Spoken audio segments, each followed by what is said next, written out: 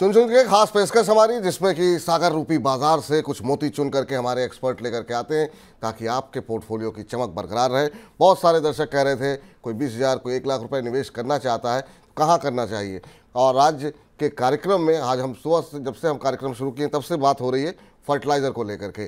तो क्या फर्टिलाइज़र पर ही फोकस रखेंगे सर, या कुछ और परिवर्तन करेंगे?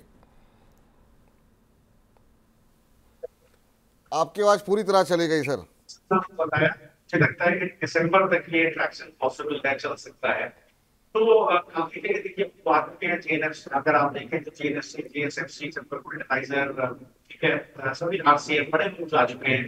तो एक जगह पेंडिंग है, मैं उसको आपके लिए लाया हूँ, आपके दर्शकों के लिए। दीपक फर्टिलाइजर देखिए, अगर आप फंडामेंटल्स देखें तो कहीं ना कहीं मैनेजमेंट का मानना है कि प्रीमियम प्राइसेस करीब $400 के आसपास Q3 में फाइनेंशियल 25 में टच होते हुए दिखाई दे सकते हैं। बेसिकली जितना है वो कैप्टिवली कंज्यूम्ड है। अगर आप नाइट्रिक एसिड बिजनेस देखें तो स्टेबल है डिस्पाइट ऑफ द चैलेंजेस। अगर टैन बिजनेस को देखें तो cheap fertiliser grade ammonium nitrate का जो इंपोर्ट था सिग्निफिकेंटली रिड्यूस होता हुआ दिखाई दिया। डिमांड भी इंप्रूवमेंट देखने को मिली है।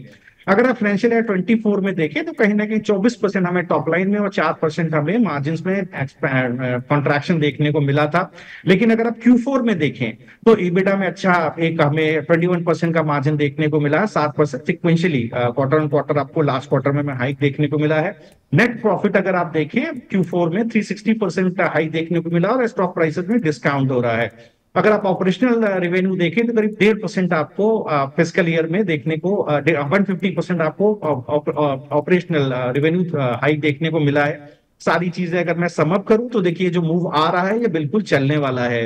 इसके अंदर मींस आने वाले क्वार्टर्स में भी दिसंबर तक ये पोजीशन बिल्कुल होल्ड करने वाली है। अभी भाव है 733। तो बिल्कुल सर आप क्या करें, अभी करीब इसको बाय करें 50% करीब 635 के आसपास बाय करें, क्योंकि बड़ा मूव आया है सर। और स्टॉप लॉस कहीं आप थोड़ा इसका आपका नीचे की तरफ रह जाता है करीब 550 के आसपास। टारगेट थोड़ा सा मैं ऊपर देना चाहूंगा 850 और 920 दिसंबर तक होल्ड करें। एक बड़ा प्राइस टारगेट है सर। और दो जगह स्टैगर्ड बाइंग है, एक अभी बाय कर ले 730 के आसपास। देखिए मुझे लगता है सुबह से 700 के आसपास मैं इसको देख रहा था, और देखिए 730 का भाव इस वक्त दिखाई दे रहा है।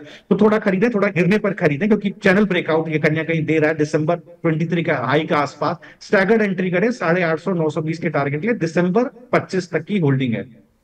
दिसंबर 25 तक की होल्डिंग यहाँ पर दिए जा रही है। 850 तक के लक्ष्य हैं। अभी खरीदें आधा, इस करंट भाव पे पूरा नहीं खरीदना है, अभी खरीदें आधा, और आधा जब नीचे आता है तो जो लेवल बताए गए हैं उन लेवल्स पे आप खरीद सकते हैं। तो दीपक फर्टिलाइजर के अलावा दूसरी कंपनी कौन सी है सर? जी दूसरी देखिए, मैं जीएनएफसी पे एक बार दोबारा मैं दांव लगाना चाहता हूँ। मुझे लगता है जो अभी जो इसका मूव आया है, इसका ऑल टाइम हाई काफी ऊपर है। करीब 855 के आसपास का भाव है, 770 चल रहा है। तो देखिए अगर आप Q4 का परफॉर्मेंस देखें तो करीब 175% हमको सिक्वेंशियली ऑपरेटिंग प्रॉफिट इंक्रीज देखने को मिला है। नेट प्रॉफिट सिक्वेंशियली 130% इंक्रीज देखने को मिला है। सारा स्टॉक प्राइसेस में देखिए डिस्काउंट हो रहा है। अगर आप देखें तो Q3 तक कहीं ना कहीं मार्जिन प्रेशर केमिकल इंडस्ट्री में अप्रोक्सीमेटली देखने को मिल रहा था।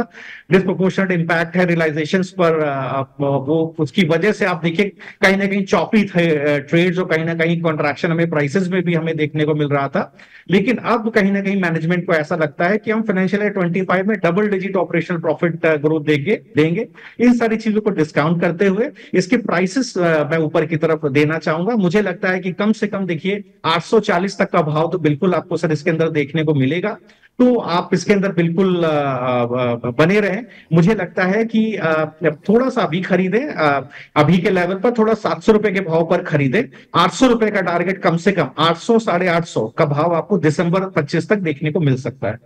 चलिए, 850 तक के भाव यहाँ पर देखने को मिल सकते हैं। 840 का लक्ष्य यहाँ पर दिया गया है। जो है मौजूदा भाव पे आप खरीद सकते हैं। तो दो शेयर फर्टिलाइज़र शेयरों पे जो सवाल आ रहे थे कि कहाँ फर्टिलाइज़र शेयरों में क्या अभी खरीदारी कर सकते हैं कि नहीं, तो जीएनएफसी और दीपक फर्टिलाइज़र ये वो दो शेयर हैं जहाँ पर कि आप खरीदारी करके चल सकते हैं। तमाम फंडामेंटल रीजंस क्या कुछ की ट्रिगर हैं इसके बारे में बताया गया आपको। लेकिन सर आपको थैंक्स करें उससे पहले एक क्या फर्टिलाइज़र के साथ साथ बाकी एग्री कंपनियां भी चलती हुई दिखाई देंगी? हमारे एक दर्शक लगातार नोवा एग्रीटेक के बारे में जानना चाह रहे हैं। क्या कुछ आपकी सलाह रहेगी? अगर आप ट्रैक करते हो 50 रुपये पर इन्होंने लिया हुआ है, अब 65 का भाव आ गया है, कहाँ पर प्रॉफिट बुक करना चाहिए? जी देखिए, अगर आप नोवर एग्रीटेक को देखें तो इसका जो ऑल टाइम हाई है करीब 76 रुपए के आसपास है सर, तो वहां तक तो बिल्कुल होल्ड करें। एक स्टॉप लॉस जरूर मैं आपको सजेस्ट करूंगा, वो करीब आप रखें 60 रुपए के आसपास, 65 रुपए का भाव है।